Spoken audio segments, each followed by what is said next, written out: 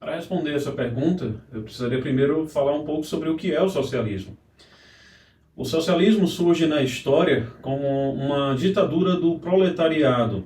É a ideia de que o proletariado, que vem sendo oprimido pela burguesia, pelos grandes empresários, ele vai assumir o poder e vai implementar uma ditadura dos pobres. Digamos assim, esse é o slogan do socialismo e do marxismo.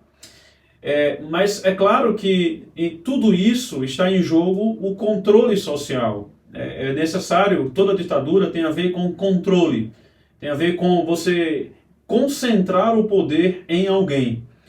E aí, o que é que vai acontecer? Nesta ditadura do proletariado, você tem o controle da propriedade, o controle do trabalho, o controle da família, o controle da liberdade, o controle da religião.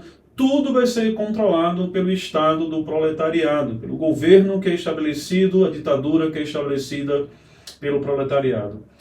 É claro que isso durante a história foi mudando quanto à sua implementação. A ideia de uma ditadura e de um controle social, de uma concentração de poder, ela ainda persiste. Agora ela mudou quanto à sua implementação, como pode ser implementado. E o que se chega hoje na sua forma atual, que vem de uma influência do italiano Gramsci, é de que o controle não seria mais por meio de armas, mas seria por meio do pensamento, da cultura.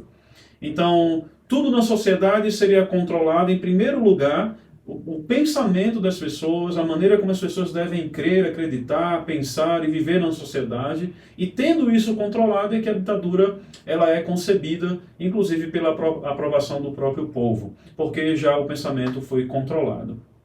Isso é a esquerda. Não é outra coisa, a esquerda é isso. Tá? Quando nós falamos sobre marxismo, comunismo, esquerda, socialismo, tudo está dentro desse pacote de um controle de concentração de poder. E quais seriam as pautas disso? É claro, a desapropriação de propriedades de pessoas, tira a propriedade de alguém, dá para outras. A distribuição de renda, então também tira a renda de pessoas e distribui para outras pessoas. O governo passa a ser a mãe e o pai das pessoas, substitui a autoridade dos pais e passa a ser a autoridade sobre os cidadãos e todas as pessoas, crianças, adultos, enfim.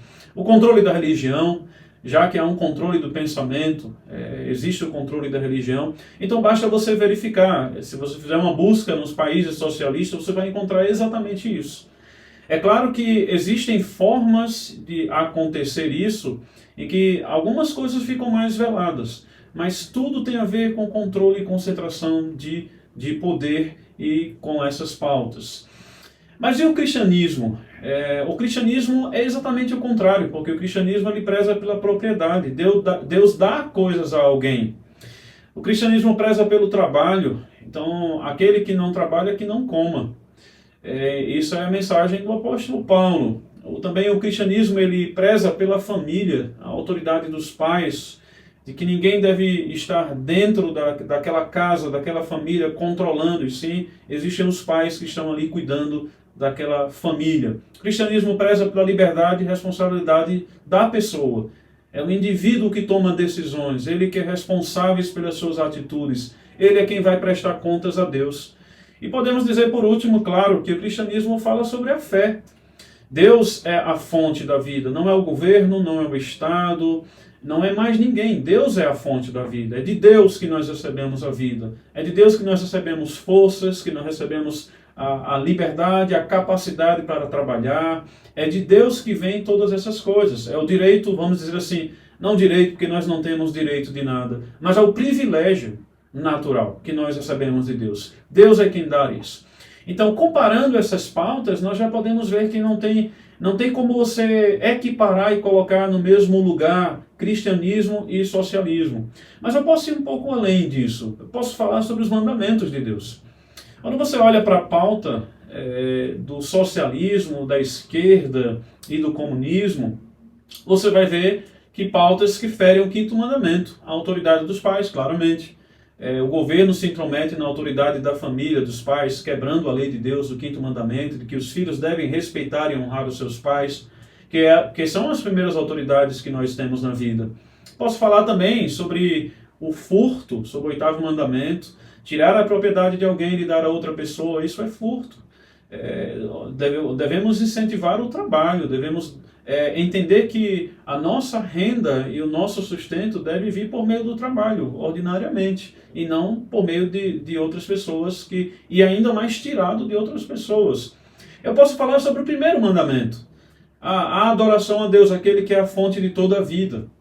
Isso lentamente no socialismo vai sendo substituído pela adoração ao Estado. Eu sei que as pessoas pensam assim, mas nós não estamos adorando o governo. É claro que não, pelo menos descaradamente não. Mas veladamente, o socialismo ele faz com que as pessoas estejam vivendo em função do governo, em função do Estado. O Estado é o provedor da vida. E isso vai cair, sim, na idolatria, porque só Deus é o provedor da vida. Eu posso falar sobre o sexto mandamento, não matarás, que não está ligado só à nossa responsabilidade de proteger a nossa vida e do nosso próximo. Nós somos responsáveis por isso. É claro que o governo também tem a sua parcela nisso, mas nós também devemos proteger a nossa vida e a do nosso próximo. O governo, no seu papel, ele não pode tirar a nossa responsabilidade nisso. E eu posso falar do que está positivamente sendo dito no mandamento não matarás. É de que eu devo, pela minha própria responsabilidade, promover o bem do meu próximo, com os meus bens, com os meus recursos. E foi exatamente isso que aconteceu na passagem de Atos, que fala que tinham tudo em comum. Eu sei que as pessoas olham para essa passagem como se ali fosse o início do comunismo e socialismo, mas não tem nada a ver. Porque ali não é feito por meio do governo e do Estado. Não é o governo tirando de algumas pessoas e dando para outras. Mas ali são as próprias pessoas, com a sua própria responsabilidade, dando dos seus recursos para os pobres, para os necessitados. Isso é cristianismo, isso não tem nada a ver com socialismo e com a ditadura do proletariado e qualquer outro tipo que nós possamos falar. Então, por último eu posso dizer que um cristão ele deve pensar naquilo que o Senhor Jesus disse. Aquele que tem os meus mandamentos e os guarda, este é o que me ama. Então, se eu pensar em todos esses mandamentos e a relação deles com o que é o socialismo, de como comparar que são completamente contrários ao socialismo, alguém não pode dizer que é cristão, ou seja, que ama os mandamentos de Cristo e os guarda, e ao mesmo tempo dizer que é um socialista, que é um comunista, ou que defende as pautas de esquerda, que é exatamente tudo isso. Não é possível. Alguém que diz isso, das duas coisas, uma. Ou essa pessoa não entende o que é cristianismo, ou ela não entende o que é socialismo. Mas não pode, as duas coisas não podem andar juntas.